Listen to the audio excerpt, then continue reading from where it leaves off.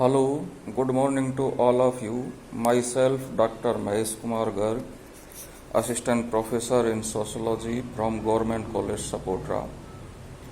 पिछली कक्षा में हमने बीए द्वितीय वर्ष के प्रथम प्रश्न पत्र सामाजिक विचारक में इमाइल दुर्खेम के द्वारा सामाजिक तथ्य की जो अवधारणा दी गई थी उसके बारे में अध्ययन किया था। आज हम दुर्खेम के द्वारा दिए गए समाज में श्रम विभाजन सिद्धांत की व्याख्या कर रहे हैं, समाज में श्रम विभाजन का अध्ययन कर रहे हैं।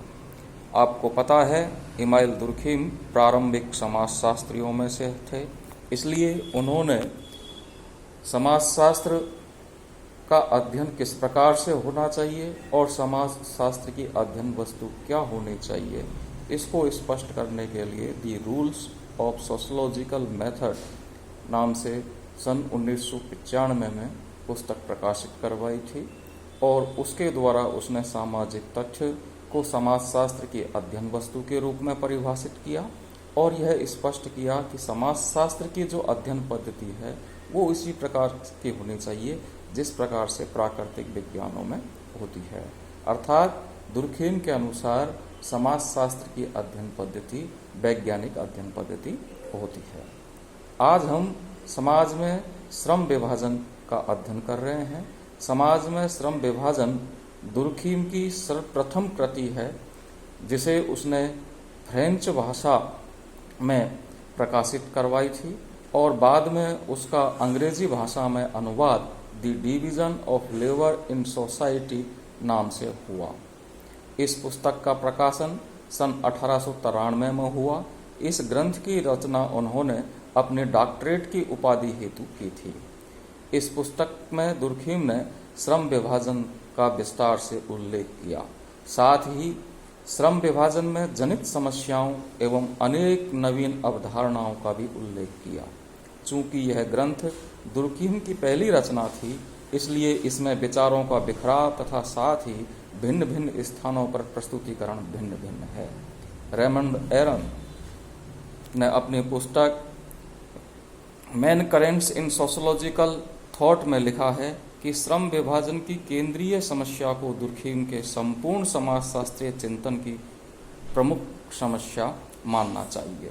यह समस्या व्यक्ति और समाज के पारस्परिक संबंध की है। दुर्खेम की रचना समाज में श्रम विभाजन 3 खंडों में विभाजित है, जिसमें श्रम विभाजन से संबंधित विभिन्न तथ्यों का उल्लेख किया गया है। ये 3 खंड इस प्रकार से है। नंबर 1 श्रम विभाजन के प्रकार्य, नंबर 2 श्रम विभाजन के कारण एवं दशाएं और नंबर 3 श्रम विभाजन के असामान्य स्वरूप। सर्वप्रथम हम श्रम विभाजन के प्रकार्यों की बात करते हैं। एक प्रकार्यवादी समाजशास्त्री के रूप में दुर्खेम ने सर्वप्रथम श्रम विभाजन के प्रकार्यों का उल्लेख किया। दुर्खेम के अनुसार श्रम विभाजन एक सामाजिक तथ्य है, इसलिए श्रम विभाजन के प्रकार्यात्मक विश्लेषण से ही इस ग्रंथ का प्रारंभ किया है। सर्वप्रथम उसने प्रकार्य शब्द के अर्थ की व्याख्या की है। उसने प्रकार्य के 2 अर्थ बताए। नंबर 1 प्रकार्य का अर्थ गति व्यवस्था अर्थात क्रिया से है और नंबर 2 क्रिया के द्वारा पूर्ण होने वाली आवश्यकता से है। दुर्खेम ने प्रकार्य शब्द का प्रयोग दूसरे अर्थ में किया है, अर्थात किसी क्रिया की वजह से कौन सी आवश्यकता पूरी होती है वह उस क्रिया का प्रकार्य कहलाएगा। श्रम विभाजन के प्रकार्य से उसका तात्पर्य है कि श्रम विभाजन की प्रक्रिया समाज के जीवन के लिए कौन सी मौलिक आवश्यकता की पूर्ति करते हैं।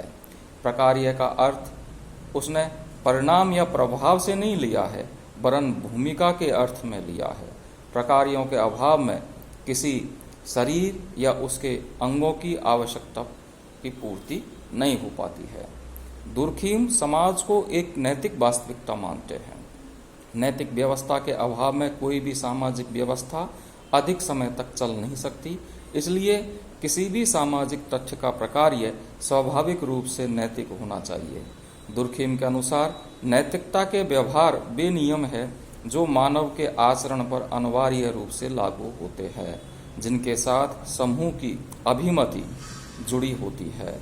इस प्रकार नैतिक तथ्य का संबंध मानव आचरण से है और श्रम विभाजन की प्रकृति भी नैतिक है। इसलिए श्रम विभाजन का प्रकार्य भी स्वाभाविक रूप से समाज में नैतिक कार्यों को उत्पन्न करना है।